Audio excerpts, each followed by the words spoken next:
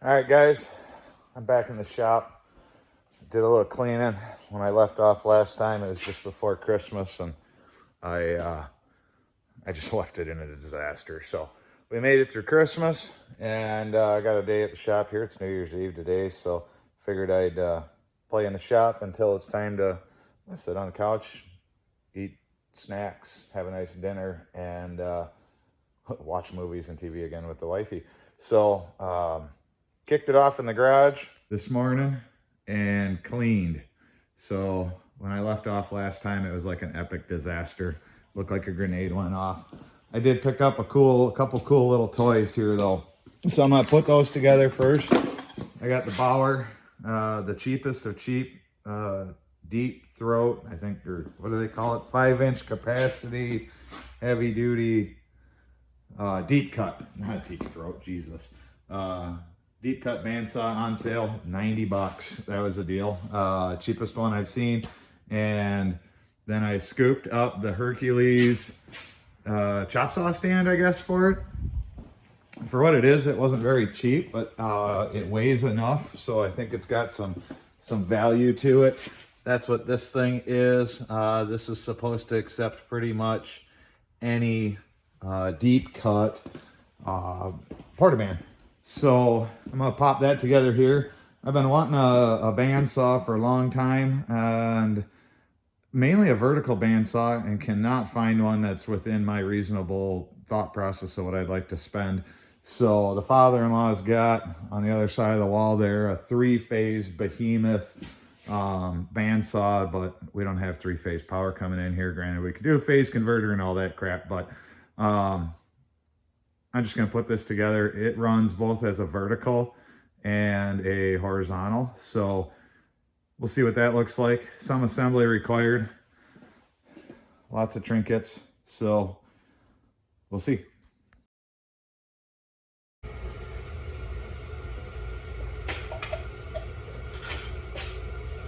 So, like I said, some disassembly required prior to assembly, which is kind of going to be a bummer. I didn't really read up on this at all. I literally just saw it in the store and bought it. I was honestly hoping that I could take it in and out of the stand and use it as an actual portaband, but it looks like, I don't know. Well, actually, maybe we get to put that handle back on the top of this. We just got to add some brackets. So we'll just kind of keep popping things together. Doesn't look like that. That kind of looks like that.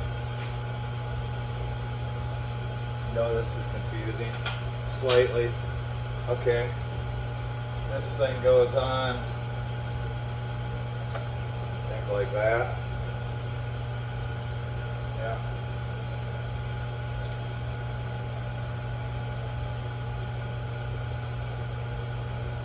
Okay, and then that guy, these tabs then locate up in here to allow mounting into the machine, or into the contraption. Snug those down. You're going to watch me probably skip a step and end up disassembling something because I'm bad at reading directions. Remove bolt handle. Okay, so it covers the Hercules, the Bauer, the Milwaukee, the DeWalt cordless, and then we get into the common stuff here. Warning to prevent. There's a lot of warnings in here. So we'll see what the next dumb step is.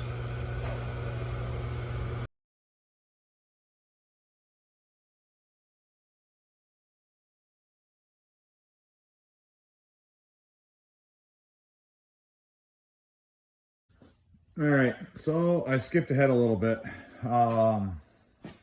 Like I said, I got the Hercules portaband chop saw stand thing and the Bauer deep cut portaband. So this is why I bought this. This setup right here to be able to use this tiny little bench mounted vertical bandsaw. I've been looking at like the Swag off-road kits and some of the other ones where you can mount these into like a little cute little tabletop thing. And for about the same kind of money, I was able to buy this contraption, which also doubles as using it as a bandsaw, chop saw setup. So right off the bat, it's gauge of material, the bend quality, the finish quality, it all seems really nice. Time's gonna tell. So this combo here to be able to mount the top of the saw onto the handle side of the chop saw is pretty good. This combination down in here leaves quite a bit to be desired, maybe. Granted, it is supposed to be super universal, so I understand a couple rubber pinch cap things in there and some adjustment knobs, which then allows you to also swing the bottom of the saw side to side. So when you're using it as a horizontal saw, you can adjust it and try and square it up. I'll get to that here in a second. Tabletop, these two holes are for mounting something else, I believe.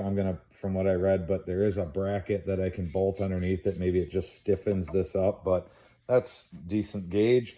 Nice finish on it. Mounts up nice and solid onto the saw. However, if we were to cut, when you use the Hercules saw, this mounts a little different. When you use a Milwaukee, etc., etc., from what I read, it looks like it mounts a little different. On the cheap saw that I bought, you take the two stop screws out of the original backstop or whatever the heck they call it, and you reuse them. Well, they don't really fit that well. This trough here is kind of designed for maybe more of a countersunk or a button head screw. It has a little bit of a radius on the inside the way they machined it out. So when you reuse the cap screws, this is laying on here nice and flat, it hits. So you can't get something that deep in through here. Now, that's roughly 1.5 inches back from the blade. What am I truly going to be cutting on this? All sorts of little tiny trinkets. Is that going to affect what I do in life? Absolutely not. But I'm either going to buff those down with a grinder so there's still a cap screw head in there, or we got a Ace Hardware locally, and that guy's got a killer hardware selection in his store. So I'll probably find some different hardware depending on how much I use it like this. Actually, I'll find different hardware anyhow. Now, you do have to take this on and off to use it as a horizontal as well. I'll show that here in a second.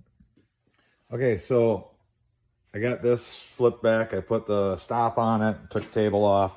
One thing before I flip this down, that this is a concern that a normal bandsaw doesn't have when running a vertical bandsaw.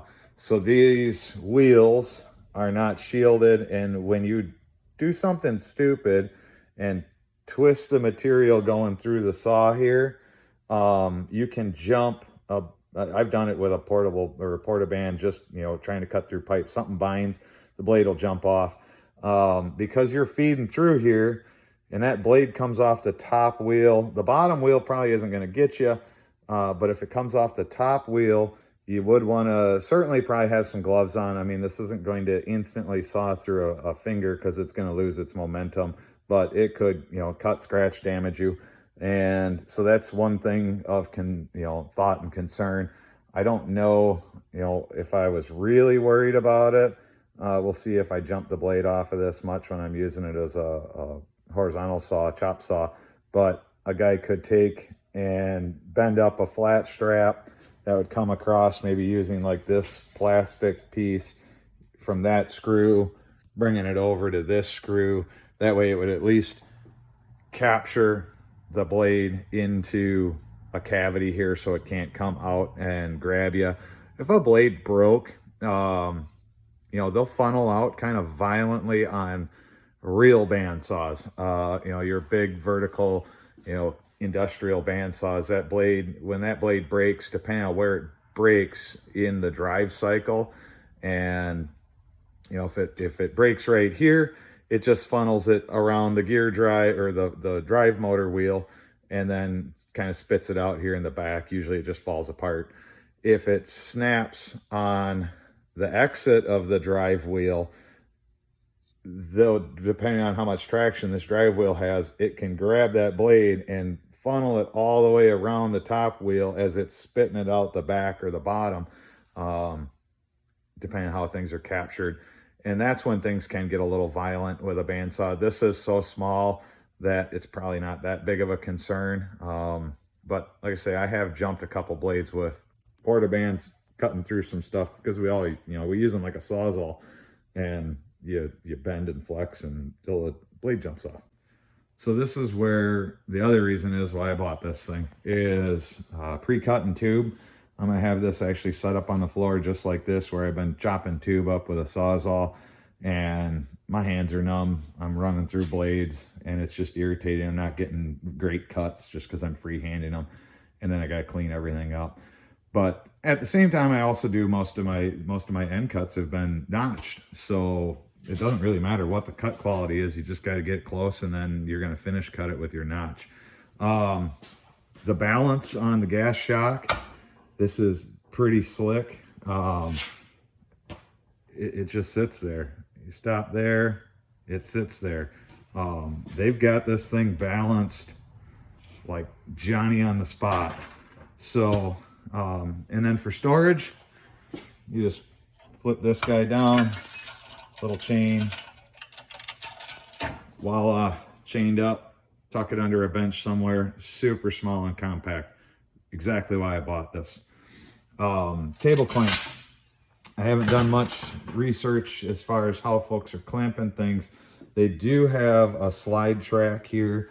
They do show in the instructions using one of these little Harbor Freight drill press clamp things in there.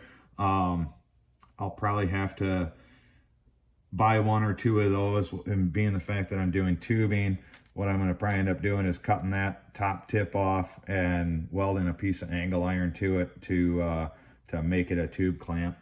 The fence that comes with it, not bad, but not perfect. Again, what quality of cut you're looking for out of this thing. I mean, if you're just pre-cutting a bunch of metal as a home hobbyist, you can dress up and square up your ends. Or honestly, if you're welding it, what kind of perfection are we really shooting for?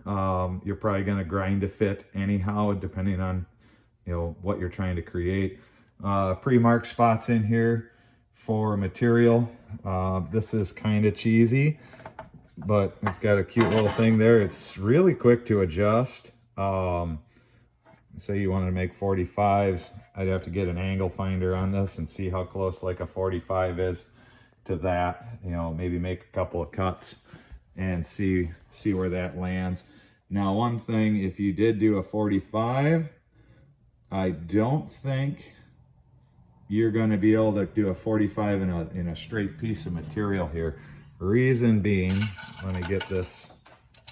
Well, actually, you'd still be able to do it in a straight piece of material. How am I trying to say that? Let's get a chunk of scrap here. So, as this guy comes through here, you gotta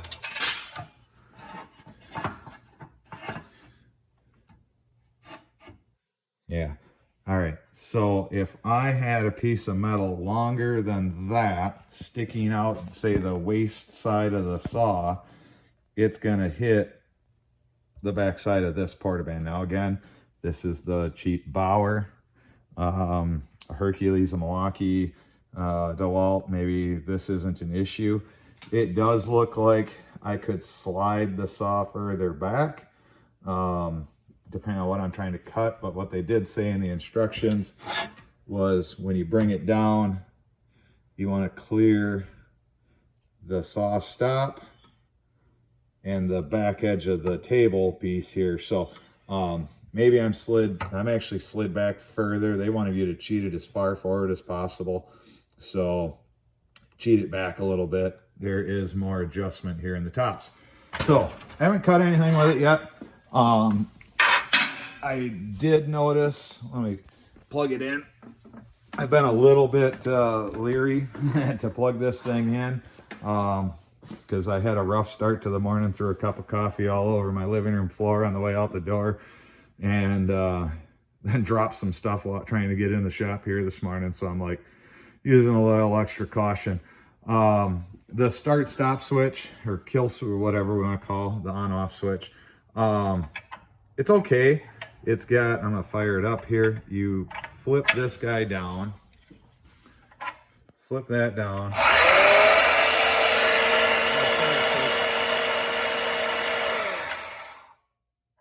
So just push that back down to turn. It takes, you can do it one-handed. Push this safety down.